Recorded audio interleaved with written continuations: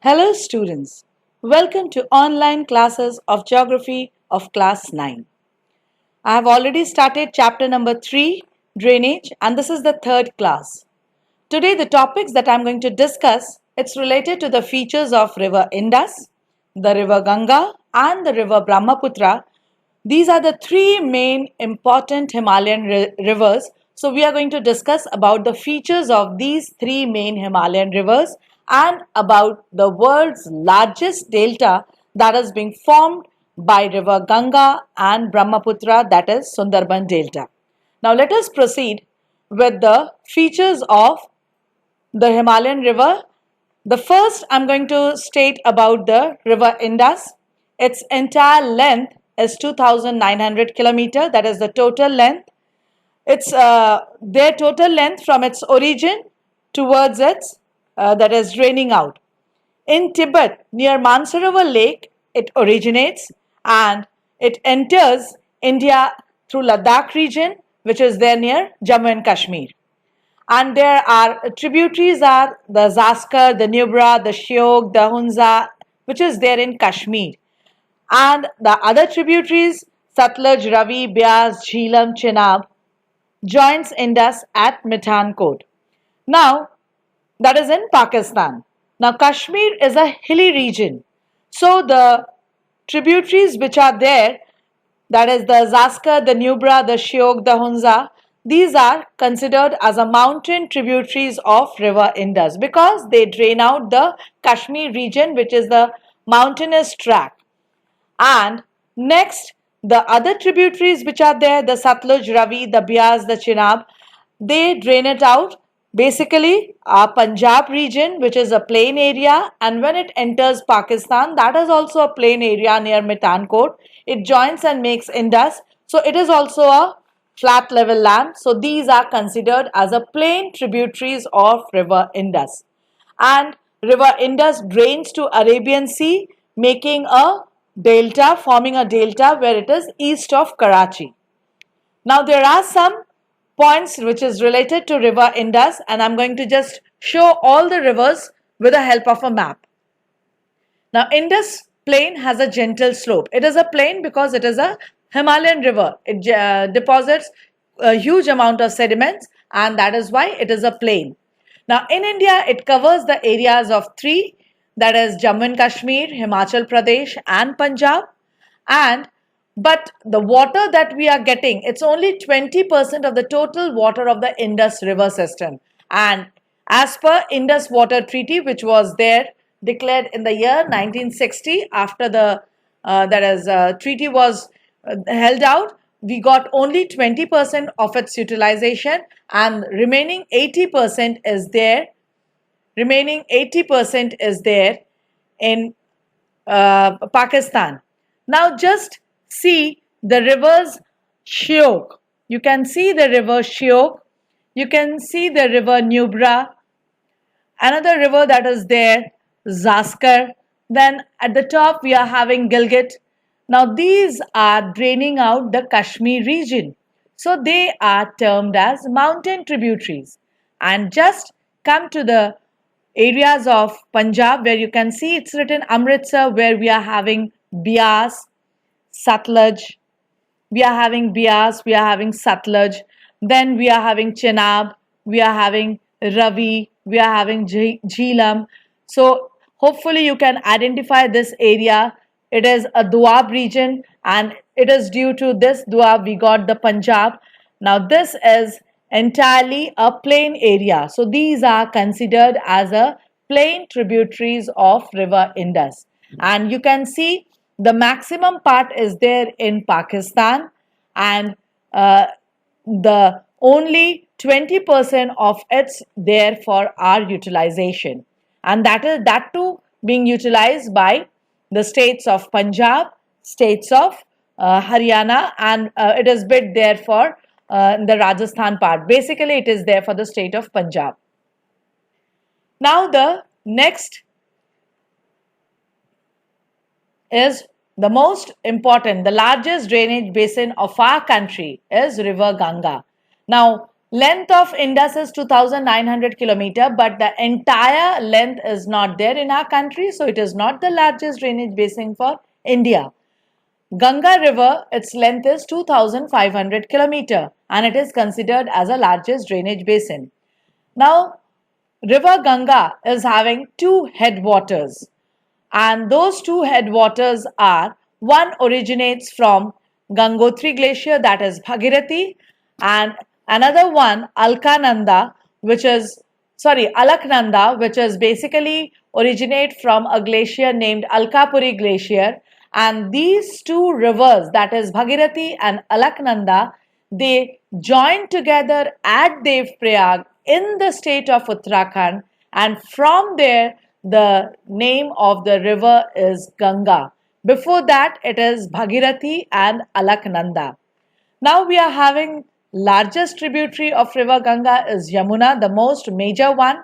The Ghagra, the Gandak, the Kosi, these are the tributaries which is there originates from the Himalayan side, that is from the Himalayan glaciers, and there are some tributaries of Ganga which originates from peninsular plateau, the Chambal, the Betwa and the Son. So these are peninsular tributaries.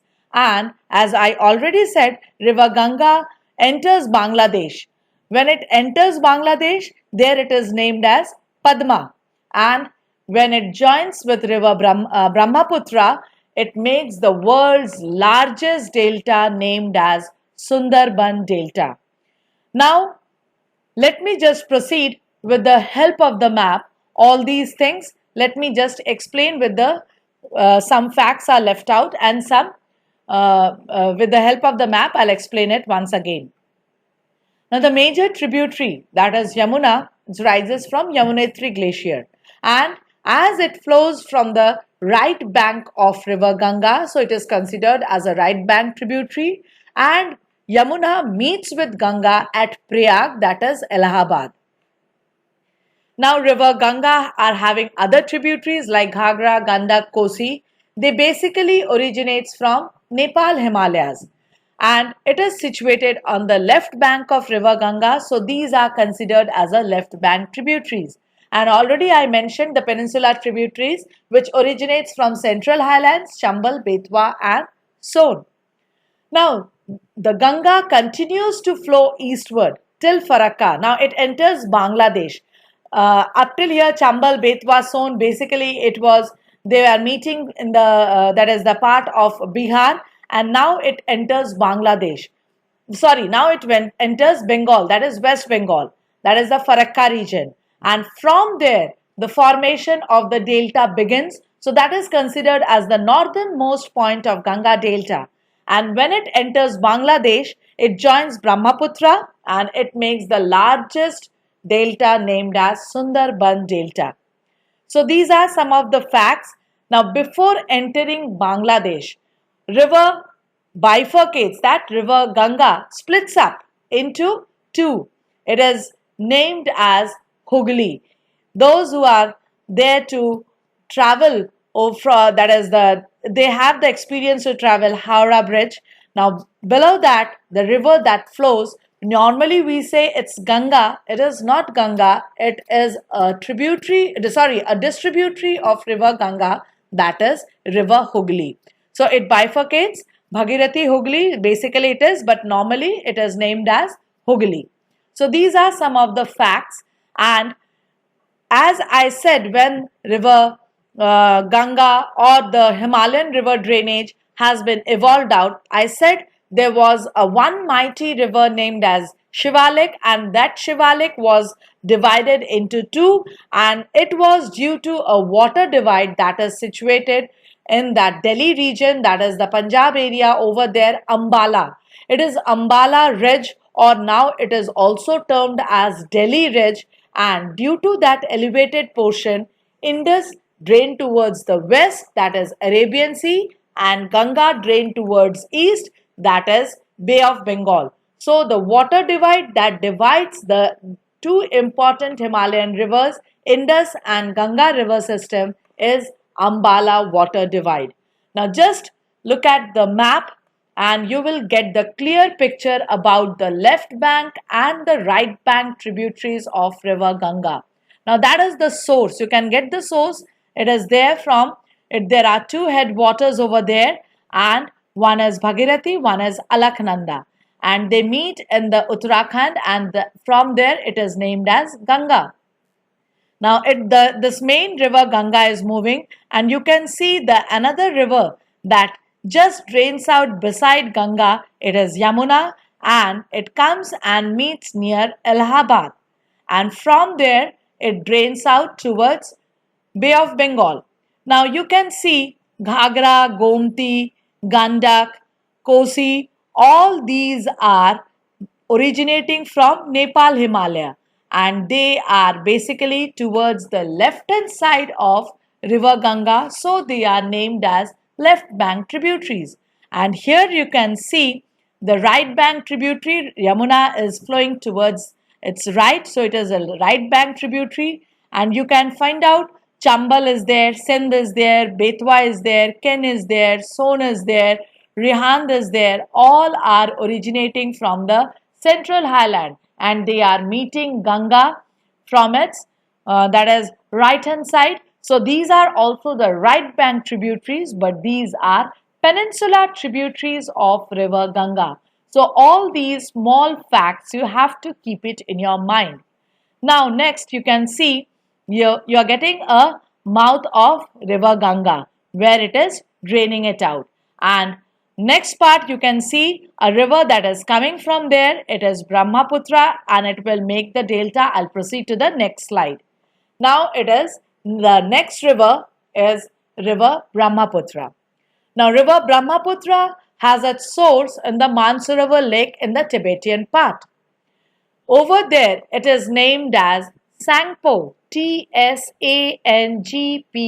T is silent, Tsangpo. Now what is the meaning of the word Tsangpo? It is a Tibetan word. The meaning is clean and pure water.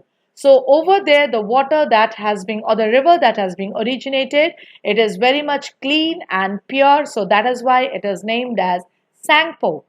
Now it enters India at Namcha Barua, which is there in Arunachal Pradesh, and it takes a U-turn and makes a gorge, and that is called named as Dihang Gorge.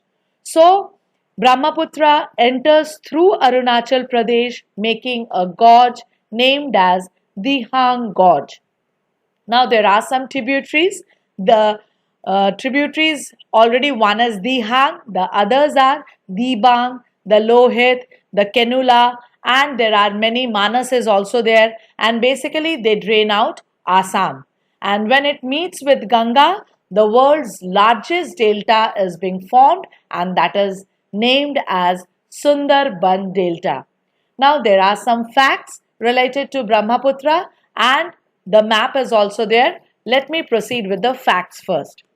Now the facts are that it is slightly longer than the Indus, but then too it is not the largest drainage basin for our country. Why it is so? Because the maximum part is there in the Tibet, and our country gets a comparatively less part. So it is not the largest drainage basin.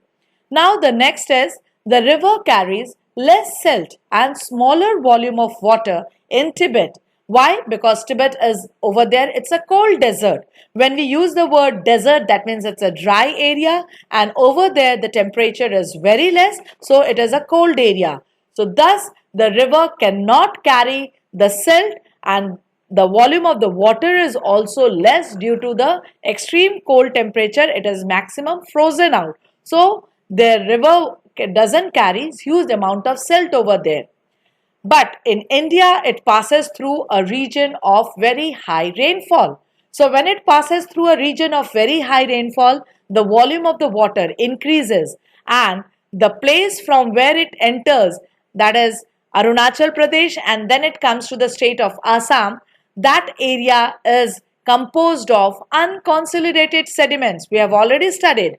So due to that, over there the silt deposition or erosion part is maximum, and as a result, breaded channel is there in its entire length, making many riverine islands. Hopefully, if you can remember, the largest riverine island made by river Brahmaputra is Majoli and the smallest one is Umananda. Now, the next important feature is that excessive deposition is created or it's been done by river Brahmaputra. So, what is its resultant?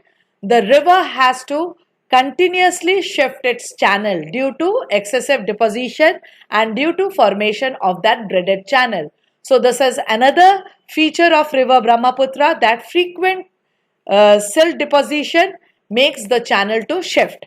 And the last, as it is there in the areas of heavy rainfall and due to excessive sedimentary tract, the resultant, the river banks are overflown, and during the rainy season, the devastation is there due to the flood in the state of Assam and in the country of Bangladesh. So this is one of the biggest drawback of river Brahmaputra. Now just see the map. I'm just locating or the pointing out its origin. You can see a line is going out. That is the place from where river Brahmaputra has originated. That is the Mansarovar lake. This is the Mansarovar region. And from there, when it is moving, it is named as Sangpo. It is a Tibetan region which is a cold desert area where the volume of water is less, even the silt is less. So the river is named as Sangpo with a clean and pure water. And there you can see the U-turn from that Arunachal Pradesh, the Namcha Barwa area enters Arunachal Pradesh, and gradually it moves to the part of Assam. Now when it enters Assam, there it is named as Brahmaputra. When it there in Arunachal Pradesh, it is named as Dihang and Dibang. And when it enters Assam, it is named as Brahmaputra. But it does not enter Meghalaya, it just borders out Meghalaya. And then it enters Bangladesh, where it is that is joining with Ganga, and then it is making the largest delta, that is Sundarban Delta. I'll give the nice picture in the next slide when I'm going to explain about the growing of Sundarban Delta. So the last topic for today's discussion is Sundarban Delta or Ganga Brahmaputra Delta. Where it is situated? It is situated in Bangladesh, which is its southern part, and as I said, the delta formation begins from West Bengal, which is in India, which is its northern part, that is the Farakka region. It is the world's largest and the fastest growing delta. Why the fastest growing? Because the volume of water for the two rivers is maximum, and due to excessive silt deposition, the triangular formation is very fast. So that is why, or the development or the siltation part is fast. That is why it is considered as the fastest growing delta. Now, one very important mangrove species grow over there, that is Sundari tree, and it is a mangrove, so the roots are submerged over there, which is not rotten out due to the stagnant water. And due to Sundari trees, the delta got its name Sundarban Delta. And basically, it is the home of one very important wild species, that is Royal Bengal tiger. Now just see the map of this Brahmaputra Delta. You can see this triangular shape where you can see the entire part of the Sundarban Delta along with meeting with river Brahmaputra. You can see this part. This is the Sundarban Delta, which is northern part is there in West Bengal and southern part is there in Bangladesh. Where you can see the Farakka barrage, that is from where the northern delta begins off, that is Sundarban, and the southern part is there in that is Bangladesh. The river Brahmaputra is coming and joining with or meeting with river Ganga, and then they develops the part of delta. So this is related to that is Ganga Brahmaputra Delta. I have not given any worksheet. Please up to date your part of these features in your copy the way it is done. No need to draw the maps. The maps are there just for your explanation, just for your visual appeal. Just write down all the features in the way it has been given in a tabular form or in a that is point wise. Keep your work up to date. I'll follow with the worksheet in the next class. And if you're having any doubts, just mention it in your comment section. Thank you for following today's class.